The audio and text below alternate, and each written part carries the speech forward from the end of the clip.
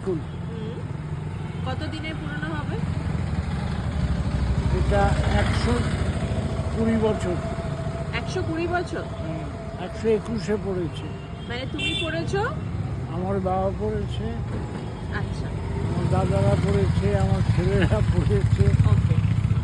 মানে এটাই সবচেয়ে পুরনো স্কুল। সবচেয়ে লাস্ট টাইম যখন বালুরঘাট গিয়েছিলাম ভিডিওটা তখন তোলা, কিন্তু পোস্টার হয়নি। ও হ্যাঁ, বলাই তো হয়নি, আমার হাজব্যান্ডের বড় হওয়াটা কিন্তু বালুরঘাটে। আর এটাই ওর স্কুল, যেখানে ওর দাদা, মামা, বন্ধুরা সবাই পড়েছে। হি ওয়াজ ব্রিলিয়েন্ট স্টুডেন্ট, কিন্তু এটাই কিন্তু একমাত্র পরিচয় নয়।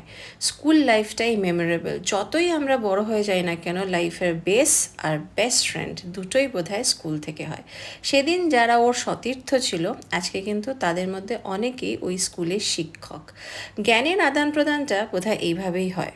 দেখ বাবা, এই স্কুলে আমি পড়েছি, এই ক্লাসটায়, ক্লাস 5-এ এই বেঞ্চটাতে আমি বসতাম। এই গল্প সন্তানকে শোনানোর মধ্যে কিন্তু একটা অদ্ভুত নস্টালজিয়া রয়েছে।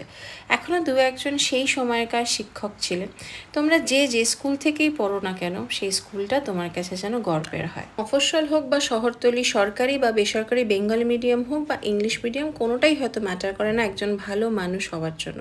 শুধু দরকার যিনি শিক্ষা দিচ্ছেন আর যে শিক্ষাটা নিচ্ছে তাদের মধ্যে সঠিক আদান প্রদান। তোমরা কতজন স্কুলটা চিনতে পারলে আমাকে জানিও।